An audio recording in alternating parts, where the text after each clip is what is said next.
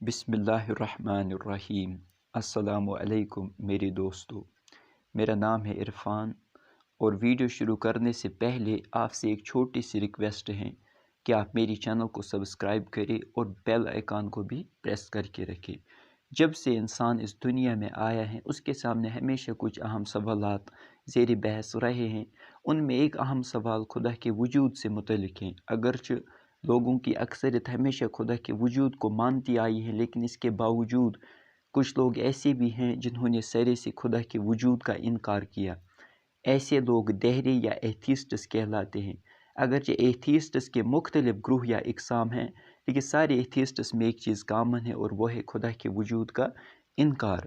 اب ایتھیسٹس کے اندر ایک نیا گروہ بھی وجود میں آ چکا ہے، جو نہ صرف خدا کے وجود کا انکار یا مذہب کا انکار کرتے ہیں، بلکہ یہ ایک قدم آگے بڑھ کے خدا پر یقین اور مذہب کو ماننے کو برا اور خطرناک بھی قرار دیتے ہیں، اور اس بارے میں یہ کامیابی بھی حاصل کر رہے ہیں۔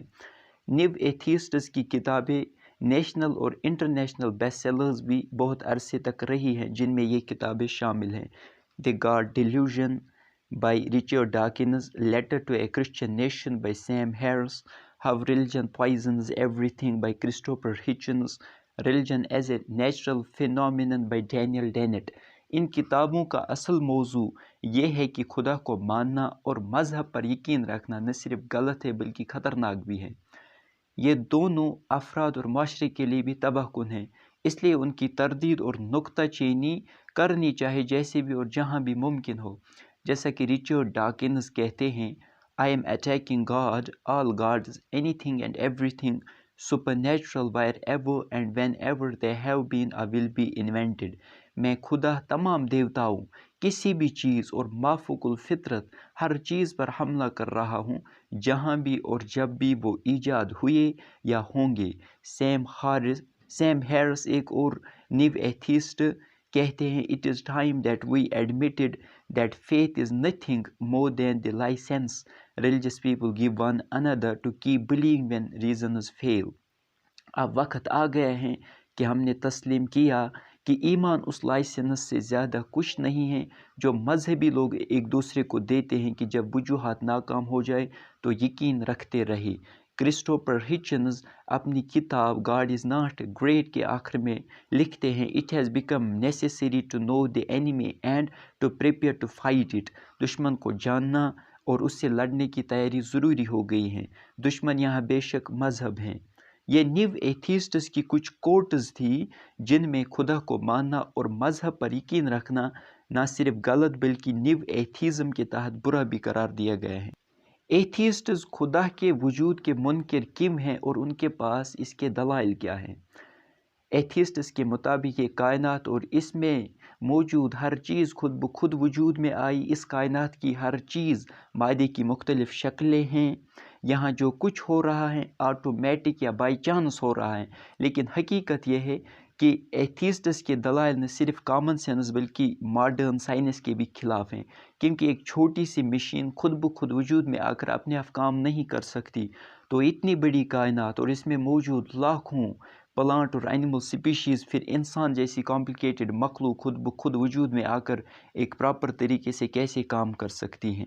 بگ بینگ کے نظریے سے پہلے ایتھیسٹز سائنس کا سہارا لے کر خدا کے وجود کا انکار سائنٹیفک سمجھتے تھے۔ وہ مانتے تھے کہ یہ کائنات ہمیشہ سے اور ہمیشہ رہے گی، لیکن بگ بینگ جو کہ اب ایک فیکٹ ہے اس نظریے کی بنیاد ہلا دی۔ بگ بینگ پر ہم کسی اور ویڈیو میں ڈیٹیل سے بات کریں گے، لیکن یہاں مقصود یہ ہے کہ بگ بینگ کے مطابق یہ کائنات ہمیشہ سے نہیں تھی بلکہ 13 بلین سال پہلے ایک بڑے دھماکے سے وجود میں آ گئی۔ کائنات ایک نقطے کے طور پر شروع ہوئی، پھر پھیلی اور بڑی جس طرح یہ ابھی ہے اور ابھی تک پھیل رہی ہے، اور اسی کو بگ بینگ کہتے ہیں۔ ڈاروینزم بھی ایتھیسٹس کے لیے خدا کے وجود کی نفی پر دلیل نہیں بن سکتی۔ ڈاروینزم پر بھی ہم کسی اور ویڈیو میں ڈیٹیل سے بات کریں گے۔ یہاں صرف یہ کہنا مقصود ہے کہ ڈاروینزم کے مطابق سپیشیز میں وقت کے ساتھ تبدیلی آ سکتی ہے، نئی نسلیں پہلے سے موجود انواع سے آتی ہیں اور تمام سپیشیز کا ایک کامن اینسسٹر ہیں، جیسا کہ خود ایک انٹلیکچوئل ایتھیسٹ ہیرس نے ڈارونزم کی نقطہ چینی کرتے ہوئے لکھا کہ ڈارونزم موضوع ترین کی بقا کی وضاحت کر سکتا ہے لیکن موضوع ترین کی آمد کی وضاحت نہیں کر سکتا۔ سر آرتھر کیتھ نے 1953 میں ایولیوشن اور ڈارونزم کے متعلق کہا تھا کہ ارتقاء غیر ثابت شدہ اور ناقابل ثابت تھا، اور ہم نے اس پر صرف اس لیے یقین کیا کہ واحد متبادل خصوصی تخلیق تھی اور اس کا تصور بھی نہیں کیا جا سکتا تھا۔ اب آپ جان چکے کہ ایتھیسٹس کے پاس خدا کے وجود کی نفی پر کوئی سالڈ دلیل نہیں ہے، پھر بھی اگر آپ کسی ایتھیسٹ سے پوچھیں گے کہ آپ خدا کو کیوں نہیں مانتے تو وہ کہے گا نہ خدا کو کسی نے دیکھا اور نہ سائنس نے خدا کے وجود کو ثابت کیا۔ صرف مذہب پر یقین کر کے خدا کے وجود کو کیسے تسلیم کر سکتے ہیں؟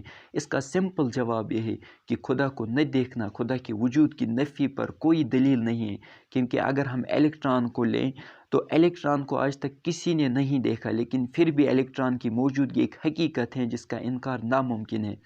سائنس کا موضوع خدا، مذہب یا سپر نیچرل چیزیں نہیں ہیں۔ سائنس کا مطلب ہے ریسرچ کرنا، انویسٹیگیٹ کرنا، اور ریسرچ ان چیزوں پر ہوتی ہیں جو آبزرویبل ہوں، جو نظر آتی ہیں۔ مذہب کی حقیقت پر ہم کسی اور ویڈیو میں بات کریں گے۔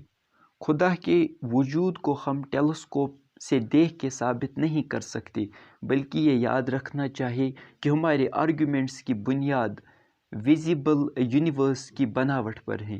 یہ کائنات اور اس میں موجود ہر چیز خدا کے وجود پر بہت بڑی دلیل ہے، جیسا کہ کلوڈی ایم ہیتھ اوے نے اپنے ایک مضمون دی گریٹ ڈیزائنر میں لکھا ہے۔ وہ خدا پر اس لیے یقین رکھتے ہیں کیونکہ the design requires a designer, یعنی ڈیزائن کو ڈیزائنر کی ضرورت ہے۔ بڑے سائنٹسٹس بھی خدا کے وجود کو تسلیم کرنے پر مجبور ہیں، کیونکہ اس کائنات کی فائن ٹیوننگ دیکھ کے کوئی بھی کریٹر کا انکار نہیں کر سکتا۔ یہی انسانی عقل اور صحیح سائنسی علم کا تقاضا ہے۔ قرآن کے سورہ نمبر 2 آیت 21-22 میں اللہ فرماتے ہیں، لوگو بندگی اختیار کرو اپنے اس رب کی جو تمہارا اور تم سے پہلے جو لوگ ہو گزرے ان سب کا خالق ہے۔ تمہارے بچنے کی توقع اسی صورت سے ہو سکتی ہے، وہی تو ہے جس نے تمہارے لیے زمین کا فرش بچھائے، آسمان کی چھت بنائی، اوپر سے پانی برسائے اور اس کے ذریعے سے ہر طرح کی پیداوار نکال کر تمہارے لیے رزق باہم پہنچائے۔ پر جب تم یہ جانتے ہو تو دوسروں کو اللہ کا مد مقابل نہ ٹھہراؤ۔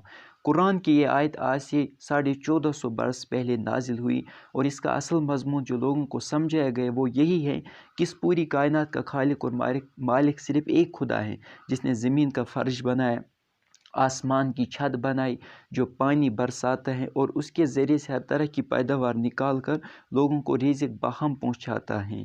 یہ کام خود بخود انجام نہیں پاتے، اور نہ یہ کام ایک سے زیادہ خدا انجام دیتے، یہ کام وہی ایک خدا انجام دیتا ہے جو ہمیشہ سے ہیں اور ہمیشہ رہے گا۔ بس لوگوں کو صرف اسی ایک خدا کی بندگی کرنی چاہیے، اس کے ساتھ ہرگز کسی کو شریک نہیں ٹھہرانا چاہیے۔